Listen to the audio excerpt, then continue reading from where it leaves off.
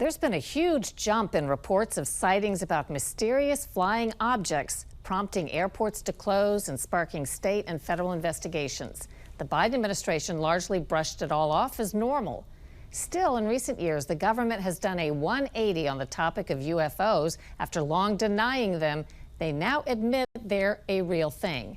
And now the Trump administration is promising more transparency. Will we finally learn the truth? Lisa Fletcher reports. There it is again. It's so close. Though we all now carry camera phones, the images and videos are still terrible, grainy, and hard to make out. That is a drone. Here, recent unexplained sightings of drones and groups of drones that have perplexed political leaders and worried many residents of East Coast states. There's a whole fleet of them. Look on the ASA. The Pentagon's multi-million-dollar video systems, these taken by Navy F-18s, aren't much better in terms of quality. What these sightings have in common is uncertainty. There's clearly something out there, but no one is sure what. It was back in the 1950s and 1960s when UFOs really became a thing. Just as the U.S. and Soviet Union were competing up in space and fighting the Cold War down on Earth. I knew it. This is an alien, and you guys are from some government agency trying to keep it under wraps. Our seeming obsession with the possibility of extraterrestrial intelligence spawning countless TV shows and movies.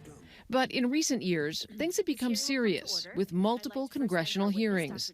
Late last year, John Kozlowski, the Pentagon's UFO chief, described what happened when a law enforcement officer saw a strange orb in the sky. He saw a blacker than black object. He said it was about the size of a Prius, 4 to 6 feet wide. And as he got 40 to 60 meters away from the object, it tilted up about 45 degrees, and then it shot up vertically. He says 10 to 100 times faster than any drone he's ever seen before. Also testifying recently, retired Navy Rear Admiral Tim Gallaudet.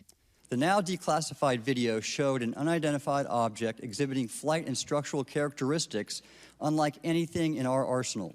What he's describing are a series of encounters between Navy jets and unidentified objects captured on camera in 2015 off the U.S. East Coast, but only declassified in 2020. And this was a small orb-like object that was traveling at a relatively high rate of speed, but what was unique about it, it didn't have any control surfaces, there was no exhaust, and there was a formation of them. Did we try to intercept any of these? No, it's not really a good idea to try to shoot down something if you don't know what it is, but they were observed and reported. But it's what happened next that inspired the retired admiral to wonder what the government really knows about UAPs. The interesting thing about that experience for me is the next day that I received that email and all the 20 or so subordinate commanders, the email was deleted from my computer.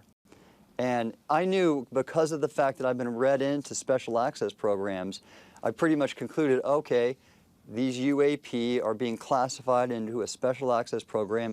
What the public has started to learn in recent years has come through investigative reporting and whistleblowers like David Grush, a former intelligence officer. I was informed in the course of my official duties of a multi-decade UAP crash retrieval and reverse engineering program.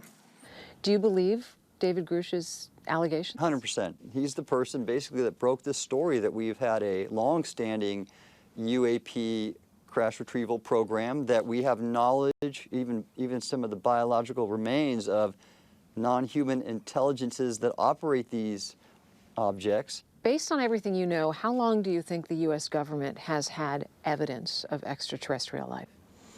Decades. In the summer of 2023, the Department of Defense contradicted Grush's claims, saying it hadn't discovered any information regarding the possession or reverse engineering of extraterrestrial materials. But that answer, a standard government denial used for decades, now seems increasingly at odds with evidence and multiple credible witnesses. For Full Measure, I'm Lisa Fletcher in Washington.